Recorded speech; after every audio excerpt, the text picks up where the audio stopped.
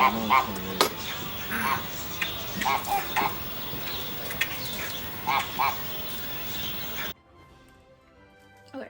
so after making sure everything was quiet enough, after making sure my ears looked okay and I picked out the right pair, after doing my hair, my makeup, making sure there wasn't any loud noises going on outside, making sure my bird was out of his cage so he doesn't get jealous and start tweeting at us while, you know, we're trying to make a video here, I'm finally ready. This literally took like an hour to get ready for, just because I just feel like it needs to be like perfect. And it doesn't need to be. Hello flamingos, I'm Dlamingo, and today I have a fun video I really want to do. I was thinking about doing it for a while because I feel like I'd have the most information on it, like personal opinion. For those of you that know me, you guys know that I am a 100% Disney fanatic. I've been to Disney probably most of my life out of the years I'm alive. And as I was looking through some stuff recently, our trip got canceled because of the COVID-19, and I was really sad, but I was thinking back to like the days where things were still there that aren't anymore, things that they took down, things that they replaced, and it makes me really sad because, you know, those are my childhood memories and they're just kind of gone now. Here are 5 things I think Disney should bring back. 5 things I think was a big mistake to get rid of in the first place. Let's get started. So I have my handy dandy MacBook here because I don't have good memory like everybody else does on YouTube when they make videos and they do commentary on videos like this. So I have my list all right here with all my pretty information that I researched, and it's very nice. I'm probably gonna make more lists like this because there's a lot of things Disney got rid of that I don't think they should have. And don't get me wrong, I don't think the replacements are really that bad, but they have a lot of property, so they could have done something with it. Item number 1 on our list is SpectroMagic. Now, SpectroMagic began in October 21st, 1991, a few years before I was born, and it ended the first time on May 21st, 1999, which was kind of weird to me because I saw it, but then I saw the other dates. They brought it back on April 2nd, 2001, and they closed it again June 4th, 2010, which I didn't get to see the last time. My dad's like, oh, you know, next time we come, you'll be able to see it. And then we didn't go for like 5-6 years and we didn't get to see it. So it was introduced in 1991 as part of the 20th anniversary celebration, and it replaced the Electrical Light Parade, which ironically, they brought the Electric Light Parade back after they took out SpectroMagic. There's 5 themes represented in this parade. There's the Silly Symphonies, Sleeping Beauty, The Little Mermaid, Fantasia, and The World of Dreams. I don't know what that means necessarily, but I do remember the soundtrack being absolutely phenomenal. My whole family probably knows it by heart, and it's just something you really can't forget. The whole parade itself is about 20 minutes long. I always felt like it was longer, but I guess it's the pace that the floats move and it depends on where you sit and stuff. Sadly, in 2013, it was confirmed to be dismantled and destroyed, which was really sad. I know for a short time they did try to send it over to Disneyland, and Disneyland streets could not handle the size of the floats, which I've never been to Disneyland, so I don't know the size comparison, but I have been told it is much, much smaller. If you remember this parade, you remember that people would stack up in like rows of like 6. You couldn't even get down Main Street to see this parade. Like, people were on other people's shoulders. You were sitting at curbside. People would start sitting and waiting for this parade like an hour or 2 before it even happened. Like, you'd see strollers lined up and everything. You could not like move. You couldn't move or anything, but it was totally worth it because it was probably Disney's best parade. My personal opinion. I haven't seen all of them, but I've seen videos of most of them. Personally, my favorite parade, and when I found out that they took it away, I was absolutely devastated. I feel like you need a nighttime parade that lights up and like sparkles against the buildings, and just, you could use all of your, you know, the super expensive $30 light up thing, you know, other than just the fireworks. I don't know. That's just my opinion. Item number 2 of things Disney shouldn't have gotten rid of. Mickey's Sorcerer Hat, located at Hollywood Studios, or maybe at the time MGM Studios if you guys have been there that far. They had it there since September 28th, 2001, and it was there until January 7th, 2015. At the time that it was there, it was the icon of Disney Hollywood Studios. Like, if you think of each park, you think Animal Kingdom, the Tree of Life, Magic Kingdom, Cinderella's Castle, Epcot, the Epcot Ball, and when you thought of Disney Hollywood Studios, for me at the time personally, it was definitely the Sorcerer's Hat. This thing was massive. It actually replaced the old symbol of the park, which was the Earful Tower, which I will either get to in this video or a different video. Originally, it was used for like, you know, underneath it was used for like pin trading or buying hats or like backdrop in videos. I know that they did this like High School Musical thing underneath it, and like that was like a main stage for that, which I guess was cool. I wasn't the biggest fan of High School Musical, but I don't know, I appreciated it, I guess. It was built in front of the Great Movie Ride, which I guess a lot of people didn't like because I guess it like blocked it off. It was part of 100 Years of Magic in Walt Disney World. And originally, I found this really, really interesting. It wasn't even supposed to be that small or inside Disney Hollywood Studios. It's actually supposed to be way bigger than that. And the ears that come off of the hat were supposed to be giant Ferris wheels, which I thought would have been the coolest thing. But I guess retail took over apparently, and they decided to size it down and put it in the park, which I still think it ended up being really nice. But it's definitely an awful thing that they got rid of it.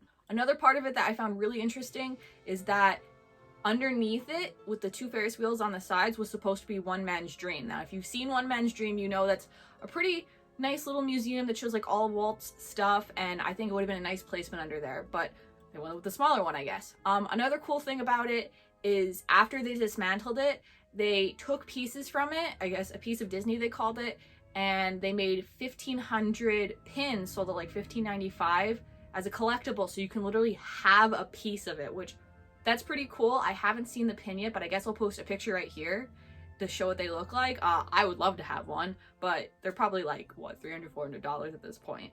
Item number 3 of things Disney shouldn't have gotten rid of is located in the same park, Disney Hollywood Studios, and that is the Great Movie Ride. That is a very recent ride that Disney has gotten rid of to replace it with Mickey and Minnie's Runaway Rails. I always thought the Great Movie Ride was like an iconic part of that park. I mean, it's Hollywood Studios, and when you go on the ride, if you haven't been on it, you go through, you know, all these different movies, all these old movies especially, which I thought was really, really cool. And like, you don't even get the same, you know, ride every time. Like, you can have 2 different endings or whatever you want to call it, and like they have live actors in it, and like the only thing is like they could have updated it and they chose not to. It opened May 1st, 1989, so it's going back a little bit. And then they closed it August 13th, 2017. During that time, I was actually in Walt Disney World. I was in Disney Hollywood Studios 2 days before they closed it. And let me tell you, the line that was outside of that ride, the wait time was, I think, 2-3 hours just to go on it. And you'd think, you know, with everybody wanting to go on it, oh, like maybe we'll keep it, blah, blah, blah, update it. They could have updated it. That's my main point of it. It's about 22 minutes long, and when you go in line, I always thought the line wait was really cool because it had props from all different movies in it, and it had little like tags you can read about it and stuff, which I thought was really neat. And when you were in line too, it was almost like a giant theater where you saw the screen where they'd play like, I don't know if it was like, not commercials, but like trailers to like all these old movies that like my grandma and stuff would have watched. And I always thought that was really, really cool. Like, it was just really, it just gave you a nice feeling inside when you were there with it. If you did see it towards the end, you know they did update it a little bit. They only updated more so like the ending where you watch the big show where they do all these movie clips put together, and they put things like Frozen in it and maybe Pirates of the Caribbean, but like that's it. Coming in at number 4 of things Disney should not have gotten rid of is the Streets of America.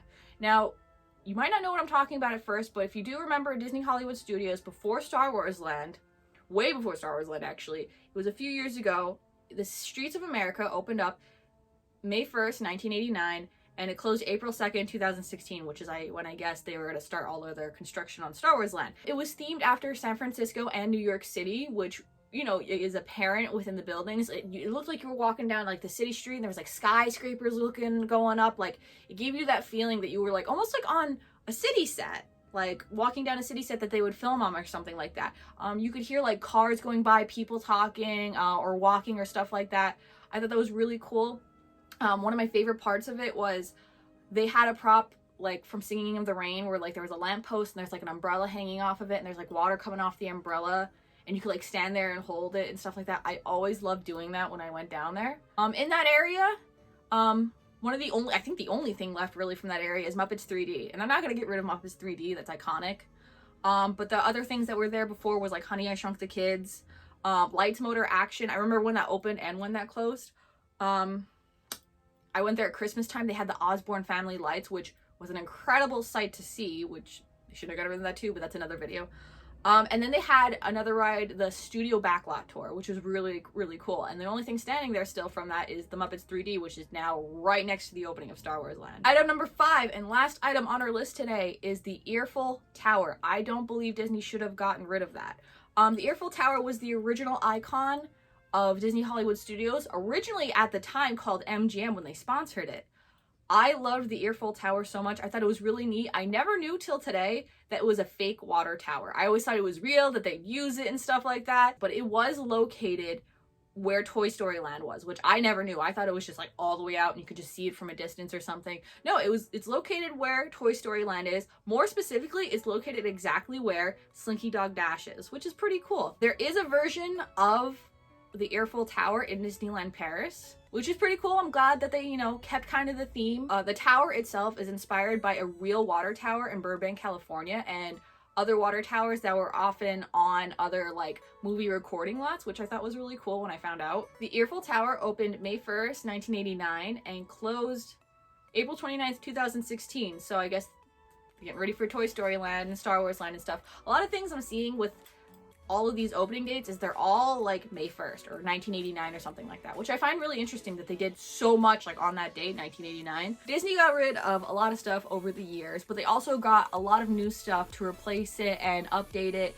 and I'm not really disappointed in what things replaced it. I love Toy Story Land. I haven't been on all the rides there, but I think it's really cute. I think it's really neat for kids.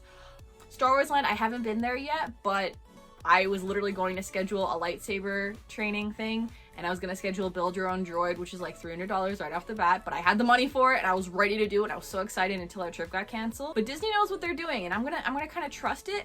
These are things though that if they brought it back, I don't think anybody would complain about it.